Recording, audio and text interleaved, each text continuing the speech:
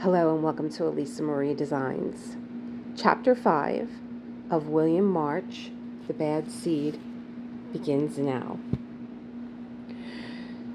Toward the end of the week, Mrs. Breedlove telephoned and said, "I'm truly ashamed of myself for neglecting Rhoda's locket the way that I have, but I must go into town this morning, and this will be a good time to get it fixed. If you'll ask Rhoda for it, I'll pick it up on my way out." Her daughter, Christine said, was playing under the Kunkel's big scupper nog arbor, but she was confident she could find the locket without help. Rhoda kept her valued possessions in a Swiss chocolate tin in her top dresser drawer, and the locket should be there too. The locket was where she thought it would be, and returning the box to its original place, Mrs. Penmark felt something flat and metallic under the oilcloth that covered the drawer. She outlined the object with her forefinger, wondering what it could be, and then, lifting the covering in sudden intuitive panic, she found the lost penmanship medal. For an instant, the occurrence had little meaning for her mind refusing to accept the implication of its discovery.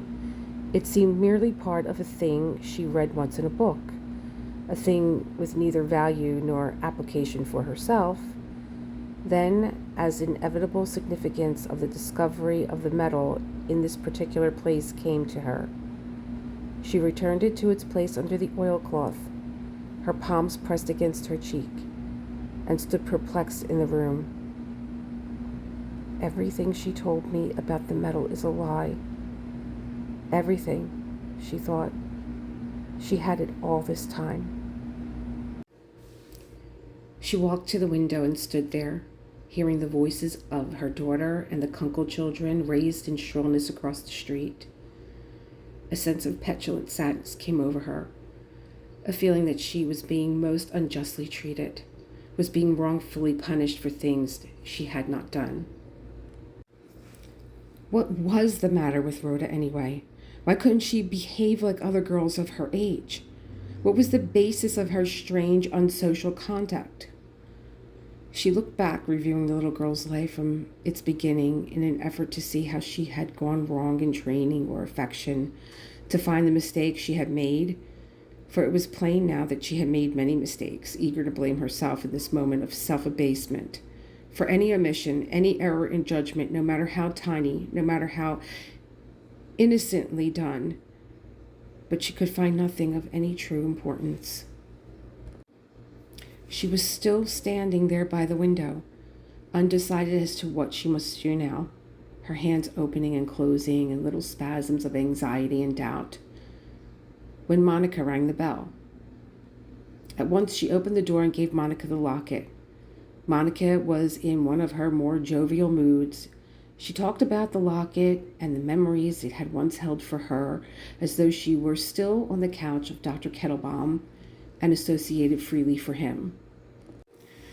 Christine smiled, listened, and nodded, but her mind took in little what was said. She thought, Rhoda has been given love and security from the beginning. She was never neglected, and she was never spoiled. She was never unjustly treated. Kenneth and I always made it a point to see that she felt important to us and wanted. I don't understand her mind or her character. I do not understand it. Mrs. Breedlove said, "My own monogram was never on the locket, but I think I'll have Rhoda's engraved on the reverse side if you're agreeable." Whatever the trouble is, thought Christine, nodding and saying absently, yes, of course, and then half turning and resting her forehead against the panel of the door. I don't believe environment had much to do with it. It must be something deeper than that. She sighed, raised her head, and looked at Mrs. Breedlove once more, thinking it was something dark and unexplainable. "Has Rhoda a middle initial?" asked Monica gaily. "It's odd, but I never thought to inquire before." Christine came back to reality and said the child's full name was Rhoda Howe Penmark. She had been named for Kenneth's mother, a formal woman of unbridled respectability. The elder Mrs. Penmark had opposed her son's marriage into the Bravo family with considerable heat, They were, she said, a family of international vagabonds who had never taken root anywhere. They were dissident bohemians, or at least Richard Bravo, the father, seemed to be, if one can judge from his writings. And it was only fair to assume his family would be like him, forever taking issue with the fundamental and established order of things, the things that more stable people revered and perpetuated from generation to generation. She had predicted the dirtiest consequences if her son persisted in this mad folly. She wanted to be put on record that she, at least, had seen clearly and had done her duty, had warned him in advance, no matter how painful the issue of warning had been to her, no matter how deeply her forced disappropriation had hurt her mother's heart. Rhoda had been named for the jealous old lady as a sop to her vanity, in an effort to win her tolerance and goodwill, an effort which had never been entirely successful. Monica took the locket, dropped it in her bag, and said, "Oh, that New England type, I know it so well, my dear."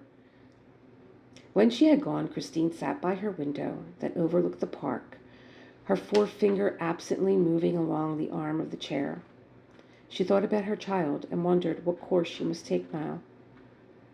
Then, all at once, she had a sense of weary familiarity, as though she had been over these things before and had gotten nowhere, just as she would get nowhere this time, too.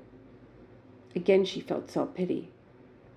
Her husband had never said so, but she knew the death of the old woman in Baltimore and the subsequent expulsion of the child for theft from the progressive school had been the true reasons he'd asked for a transfer from this position here to there, this way, in a way, lesser position, where he would be among complete strangers.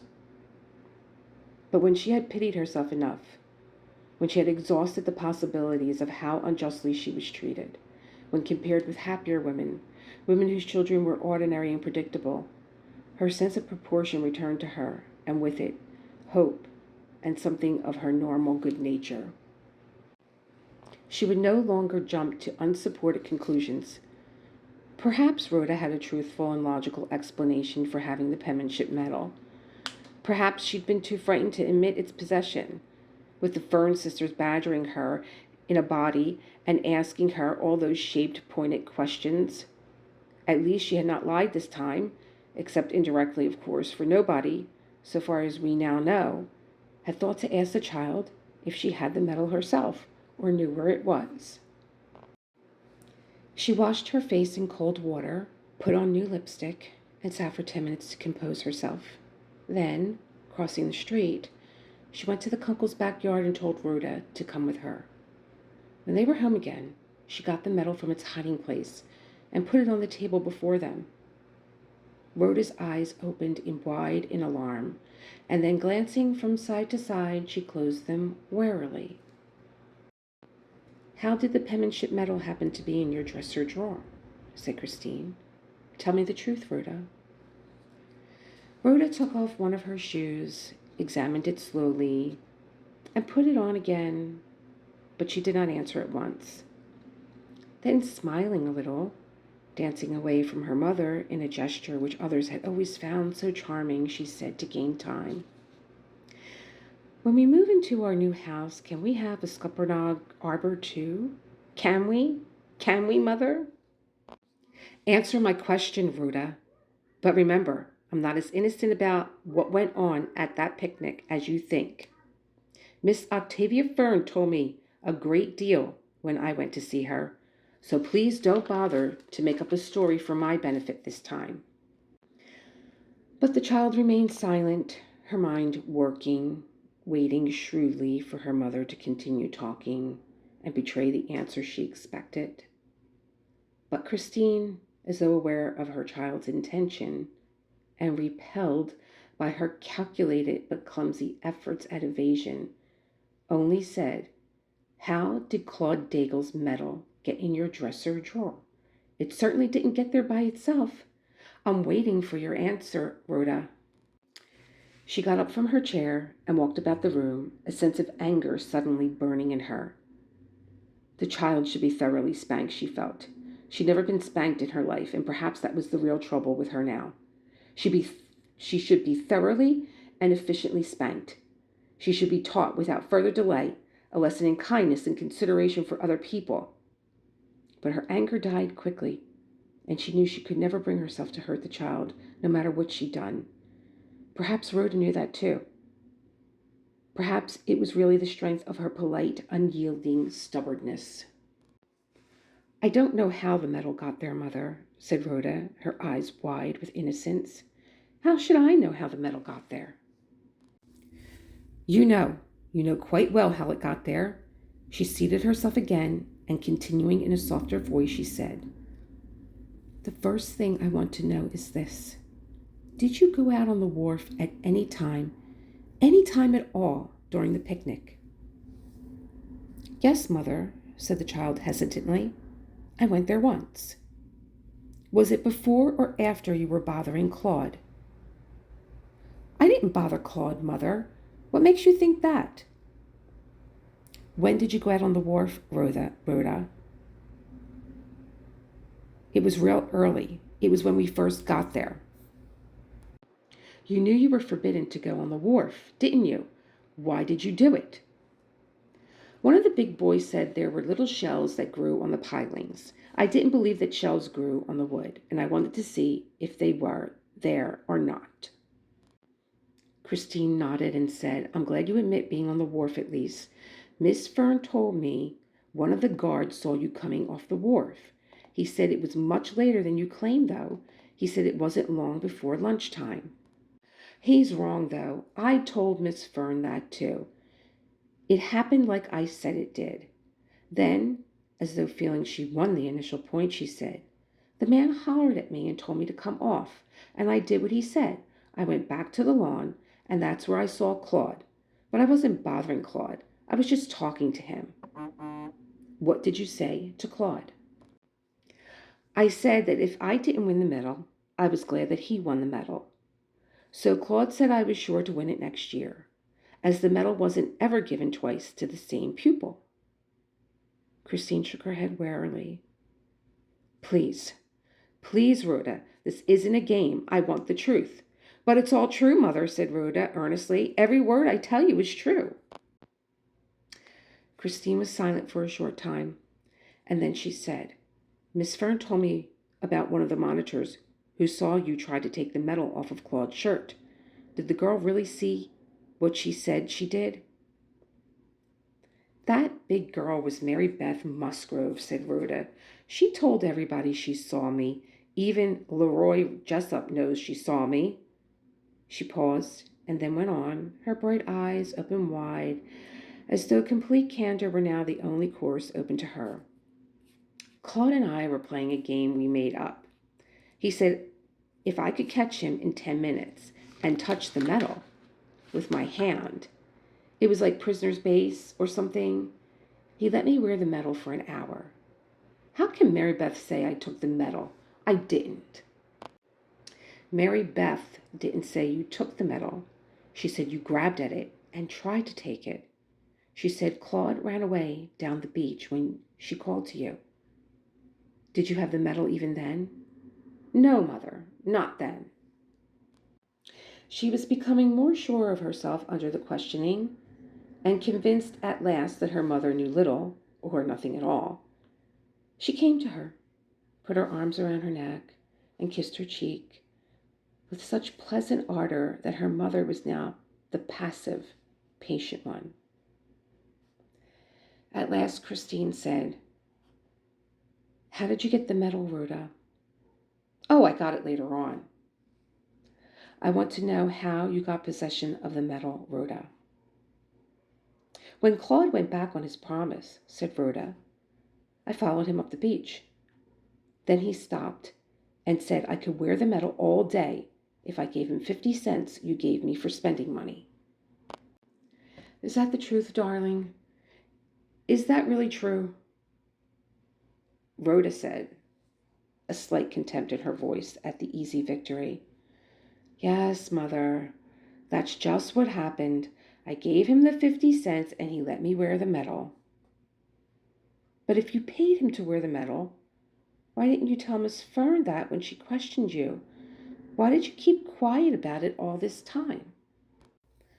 The child began to whimper, to glance about her with a simulated apprehension. "Miss Fern doesn't like me at all. She doesn't, Mother. She really doesn't. I was afraid she'd think bad things about me if I told her I had the medal." She rushed to her mother, embraced her, and rested her head against her shoulder, cutting her eyes up expectantly as though awaiting some cue. "You knew how much Miss Daigle wanted the medal, didn't you? You knew she paid those men to go down in the water and look for it. We discussed that once before. You knew she held the funeral up, hoping the medal would be found in time so Claude could be buried with it. You knew all these things, Rhoda." "Yes, Mother, I guess I did." "If you knew how anxious she was to find the medal, why didn't you give it to her? If you were afraid to take it back, I would have done it for you." The child said nothing. She merely made placating noises in her throat and stroked her mother's neck softly. Christine waited, closed her eyes, and said, "Mrs. Daigle is heartbroken over Claude's death. It's almost destroyed her. I don't think she'll ever recover from it, at least not completely." She disengaged her child's arms, and holding her away from her, she said, "Do you understand what I'm talking about? Do you understand it all, Rhoda?" "I suppose so, Mother. Well, I guess so, Mother." But Christine sighed and thought, "She doesn't understand at all. She hasn't the least idea of what I mean." Rhoda shook her head and said stubbornly, "It was silly to want to bury the medal pinned on Claude's coat. Claude was dead, wasn't he? Claude wouldn't know whether he had the medal pinned on him or not." The child felt her mother's sudden, and to her, inexplicable disapproval. And then, as though to win back the ground she had lost, she kissed her mother's cheek with little hungry kisses. "Oh, I've got the sweetest mother," she said. "I tell everybody I know I've got the sweetest mother in the world." But Christine pulled away from her daughter and sat alone by the window, looking out at the tree-lined street. Then Rhoda, feeling her tested approach, which had always worked so well in the past when she wanted her way, had mysteriously failed her this time, tilted her head sideways and said, "If Claude's mother wants a little boy that bad, why doesn't she take one of them out of the orphan's home?"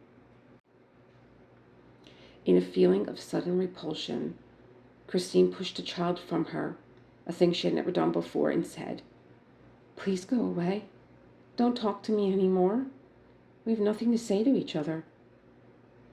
Rhoda shrugged and said patiently, "Well, okay. Okay, Mother." She sat at the piano and began working on the piece her teacher had given her the week before. She practiced with earnest concentration, her tongue sticking out between her teeth. And when she struck a wrong note, she sighed, shook her head in disapproval, and began the piece all over again. Christine, not long afterward, went about preparing lunch. When she and her daughter had eaten, and she was putting away the last washed dish, she glanced out of the kitchen window and saw Leroy in the courtyard below. He smirked, showing his stained, irregular teeth, rolled his eyes in invitation, and turned away. He'd been out the night before drinking beer with his wife, and he still had a slight hangover. That trowel-fed, pink Christine pen mark, he thought. That dizzy blonde.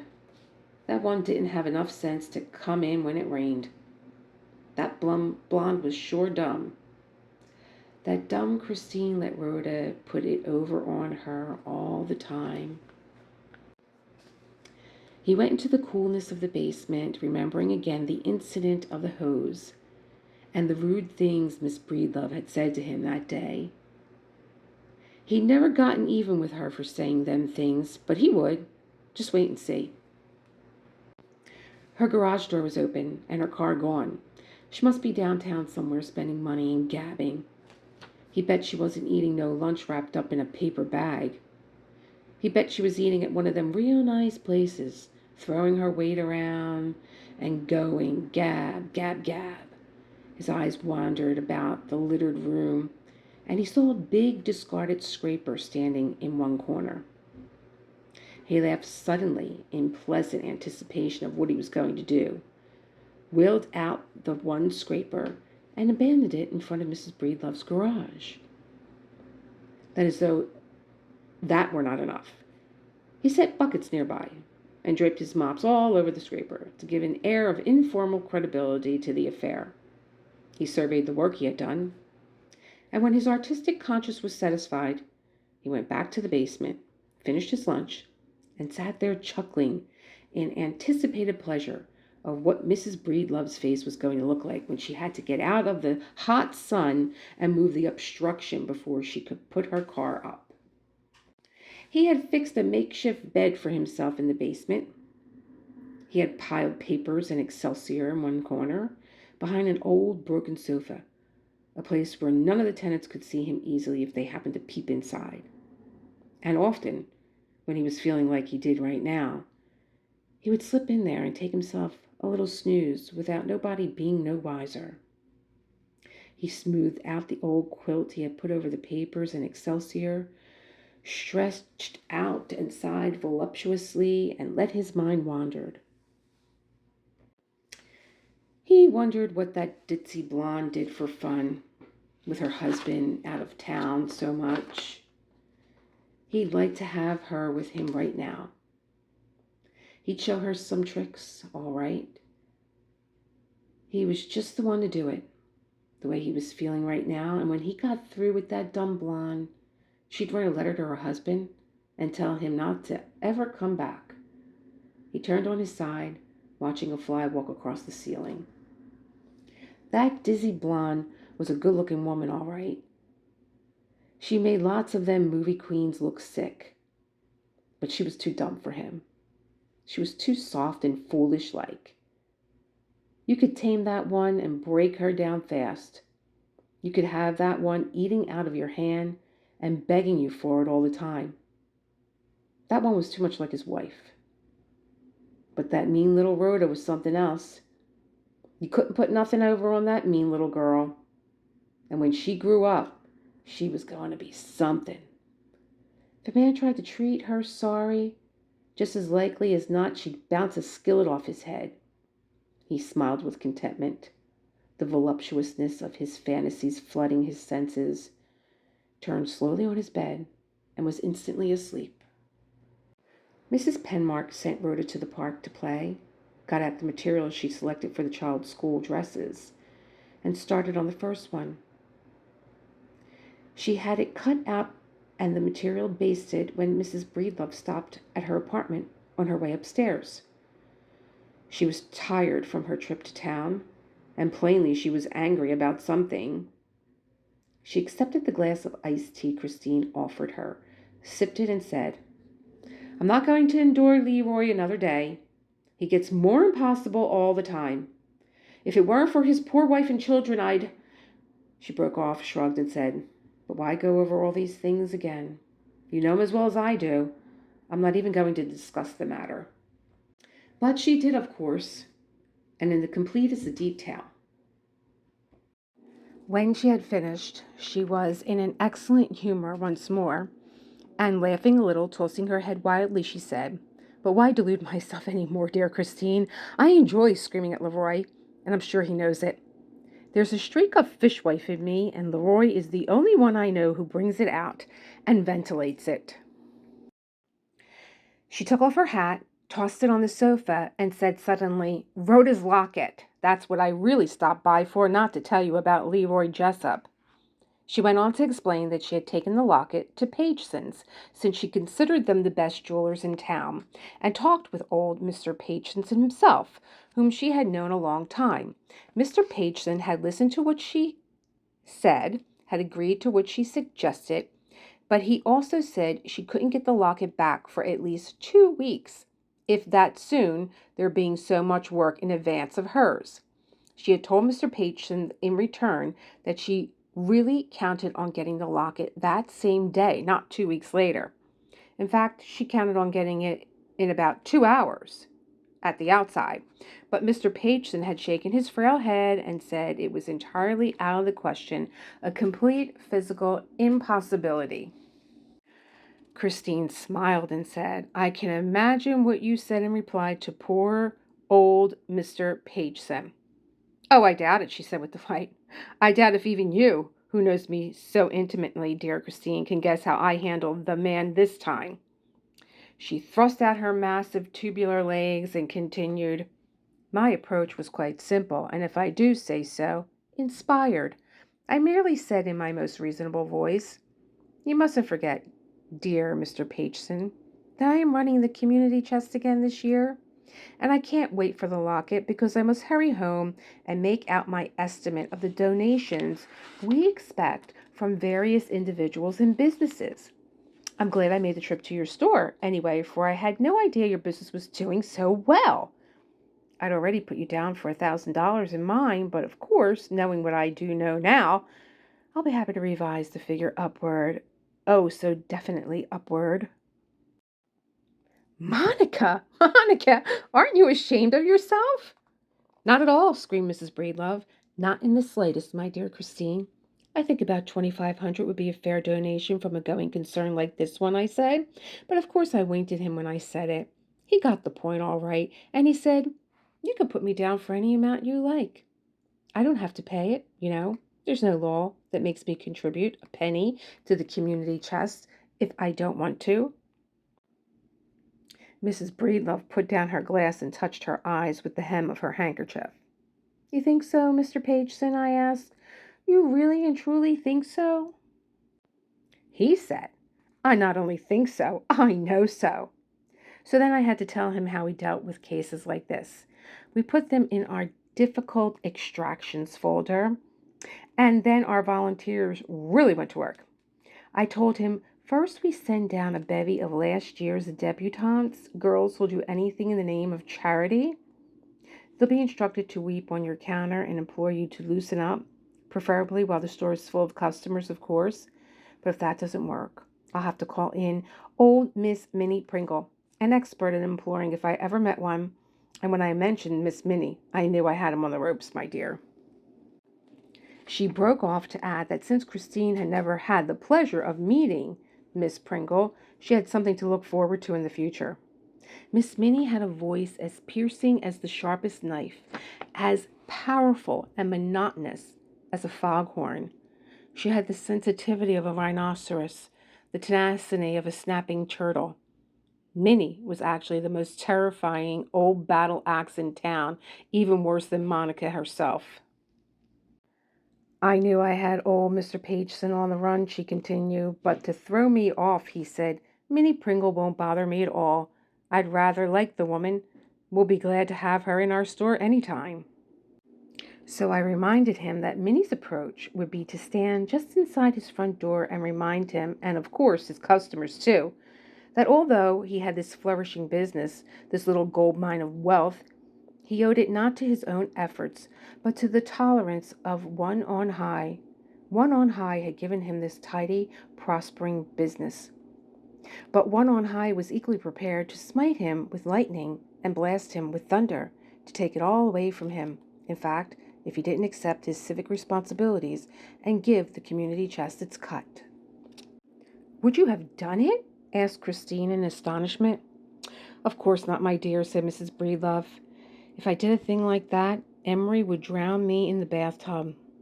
I had no idea of doing it. I was only kidding poor Mr. Pageson. But he wasn't sure I was any more than you were.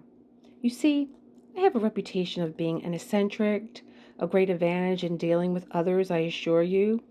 People are afraid of my eccentrics. They can never be sure which way they'll jump or what they'll do next. So, to end my tiresome story, said Mrs. Breedlove, I walked out of the store, saying over my shoulder, I've got some errands, but I'll be back at 12:30 on the dot. I have every confidence that the locket will be ready at that time. Christine laughed and said, Was the locket ready for you then? Oh, my dear, said Mrs. Breedlove. Oh, my dear but naive little Christine, of course it was ready. She opened her pocketbook and took out the locket. It had been cleaned, the clasp had been fixed, the stones had been changed, the letters RHP were beautifully intertwined on the back. She gave the locket to Mrs. Penmark and continued to talk in a delighted voice.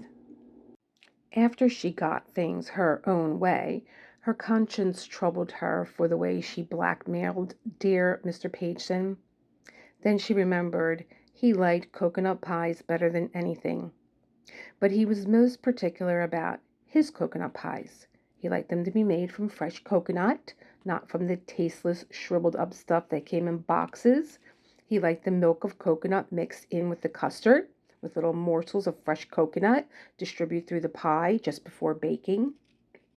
He liked grated coconut on top of the pie, and the pie then browned in a quick hot oven. He had told her all this a few years ago, and how Mrs. Pageson, before she died, had fixed pies for him exactly the way he liked them, but he not had a really good one since, for nobody in this generation of shortcuts and easy solutions would go to all that trouble. Mrs. Breedlove opened her shopping bag and took out a big, shaggy coconut.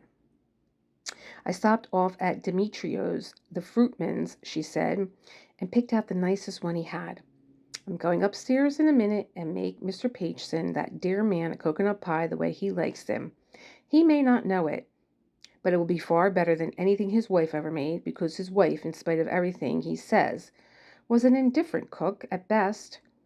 Really, it will be the best pie he ever ate. I make the best pastry in town, and I know it. When Mrs. Breedlove had gone, Christine felt again the unhappiness she had known earlier in the day.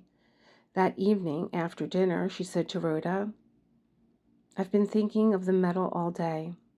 I'm going to return it to Mrs. Daigle, and I'm going to ask her forgiveness for your having stolen it. I didn't steal the medal, Mother.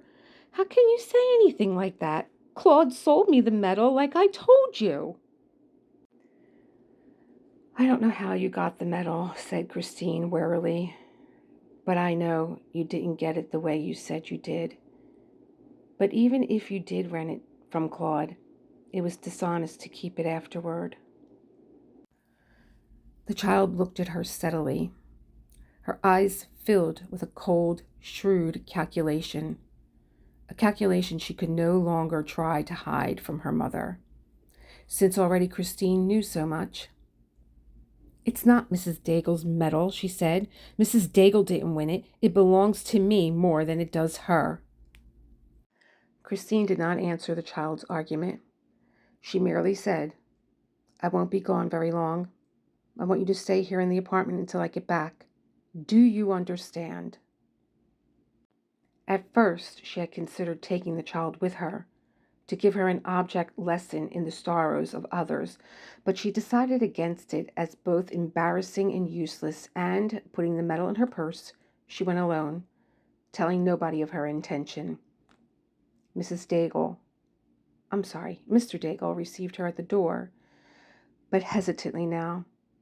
There was a tense uneasiness about him, and he wavered in his intentions for a time long enough for Mrs. Penmark to feel and wonder about it, and then pressing his hands together, he asked her into the living room. Abruptly, he wheeled and went to tell his wife of her presence, and at once Christine heard Mrs. Daigle's metallic, hysterical voice in the room across the hall. Why is she coming here again, she said. Did you think to ask her? Hasn't she caused us enough heartbreak and sorrow without her coming here again to gloat over us? She came here to remind me that her child is well and happy, and that mine... Her voice rose almost to a wail, and her husband said in a nervous voice, Please, Hortense, please. She can hear you. Then let her hear me, said Mrs. Daigle. Let her hear me. What difference does it make? Then in a softer voice she went on wearily, Tell her to go away. Tell her we don't care to see her and she must go back home at once. Mr. Daigle came back into the room. He said apologetically, "Hortense isn't herself these days. Perhaps you can understand. She resents anybody who's happier than she is. And God alone knows that's everybody who lives. She's been very unreasonable since Claude's death, and she's under a doctor's care. He came this afternoon again." Then, lowering his voice even more, he added, "We're worried about her." Mrs. Penmark pressed his hand in understanding and moved toward the door, but at that moment Mrs. Daigle burst into the room. Her eyes were red and swollen. Her hair hung in damp strings around her face, which seemed puffy and inflamed, as though she had been recently bitten by some poisonous insect. She took Christine in her arms and said, "Don't go now. Since you're here, you must stay." She wept noisily, her head pressed into her visitor's shoulder, and said, "I'm glad you could come. I enjoyed your last visit so much. I've often spoken of it to my husband. If you doubt me, ask him, and he'll tell you I have. It was pleasant of you to drop by again. I said I hoped Mrs. Penmark would drop by in again." Then, releasing her guest, she sat on the sofa and said, "Come sit beside me, Christine. May I call you Christine? I'm quite aware that you come from a higher level of society than I do. I'm sure you made a debut and all that, but perhaps you don't mind this once. I was a beauty parlor operator, you know. I always considered Christine such a gentle name. Hortense has such a fat sound, doesn't it? When I was a child, the other children used to sing a song they made up that went, 'My girl Hortense hasn't got much sense. Let's write her name on the privacy fence.'" She sighed, wiped her eyes, and said, "You know how nasty children can be sometimes." "Hortense! Hortense!" said Mr. Daigle. Then, turning to Mrs. Penmark, he added, "Hortense isn't herself. She's under a doctor's care." "You're so attractive, Christine. But, of course, blondes do fade quickly. You've such an exquisite taste in clothes. But I'm sure you have got a great deal of money to buy them with. When I was a young girl, I always hoped I'd look like you. But, of course, I never did." She giggled at some obscure memory of her own and went on, "I went to see Miss Octavia Fern about little Claude's death, but she told me nothing I hadn't read in the papers or heard over the radio. She's a sly one, that Miss Octavia Fern. She made up her mind she wasn't going to tell me anything, and you can be sure she didn't. She knows more than she tells, I think. There's something funny about the whole thing, and I've said so over and over to Mr. Daigle. He married quite late, you know, in his 40s. But I wasn't exactly what a fellow calls a spring chicken either. Please, Hortense, please, let me take you back to the bed where you can rest." "There's something funny about the whole thing, Christine," she said knowingly. Then impulsively she turned to Mrs. Penmark and said, "I heard your little girl was the last one who saw him alive. Will you ask her about him and tell me what she says? Maybe she remembers some little thing. I don't care how small it is. Miss Octavia isn't going to tell me anything, and I've resigned myself to that." "Miss Fern told you all she knows, Hortense. You must get that idea that she's your enemy out of your mind." "Miss Fern despises me. She knows my father used to run a little fruit stand down on St. Cecilia Street near the wharf." Then, seeing that Christine was about to interrupt her, she put her damp palm against her visitor's lips and said, "Oh, yes, she does. Don't try to apologize for her. I'm no fool. But if that isn't the reason, she despises me because I was a beauty parlor operator before I married. She and her sisters used to come in the shop where I worked. You know something, Mrs. Penmark? Miss Burgess dyes her hair. She'd faint if she thought I told anybody that, but it's true. She dyes her hair all right. Christine put her arms about the suffering woman, closed her eyes, and thought, "Don't let me show my emotions now. Let me wait until I'm home where nobody can see me."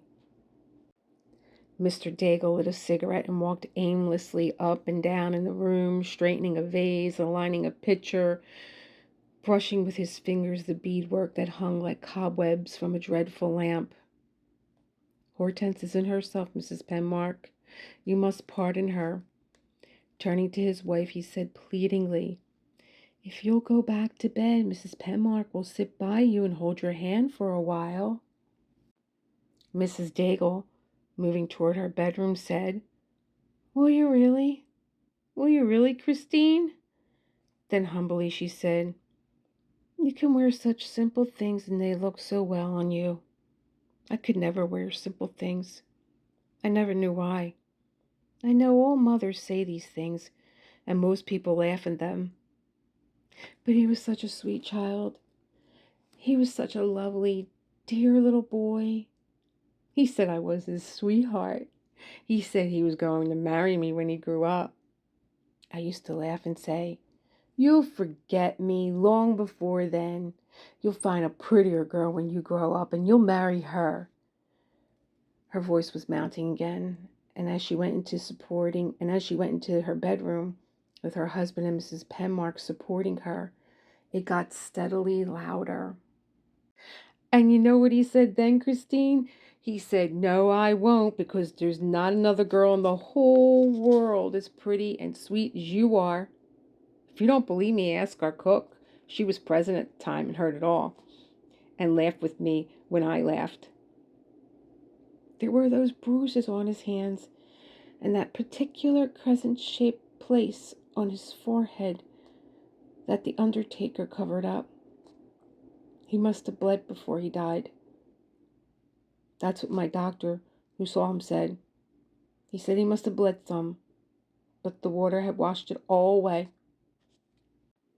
Then turning and pressing her face into the pillow, she cried out wildly, "What became of the penmanship medal? Where is it now? I have a right to know, so please don't try to stop me.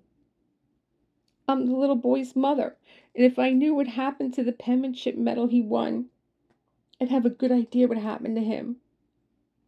Why doesn't somebody find the medal and bring it to me? Then I'd know for sure."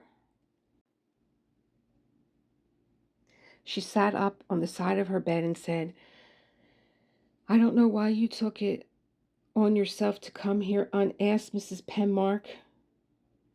But if you want to please me, you'll be gracious enough to leave." "Hortense is not herself," said Mr. Daigle. Mrs. Daigle, brushing her limp, stringy hair out of her face, said, "I'm impossible. I'm completely impossible." "Hortense is under a doctor's care," said Mr. Daigle.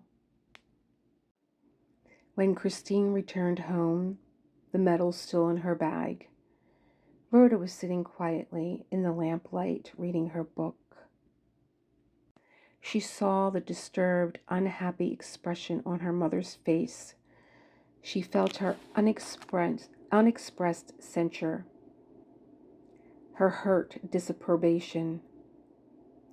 She narrowed her eyes thoughtfully, wondering what her mother had said to Mrs. Daigle, and what Mrs. Daigle in turn had said to her mother. She stood up, smiled, tilted her head back, and clasped her hands in a lovely little gesture she picked up somewhere. "If I give you a basket of kisses, what will you give me?" she asked. But Christine did not answer, and Rhoda, in sudden panic, danced eagerly to her mother. She put her arms about her mother's waist and said, "What will you give me, Mother? What will you give me?" Christine sat down suddenly, as though too weak to stand longer, and took her child in her arms. She pressed her cheek against her daughter's cheek and said, "Oh, my darling. Oh, my darling." But she did not answer the child's question. chapter.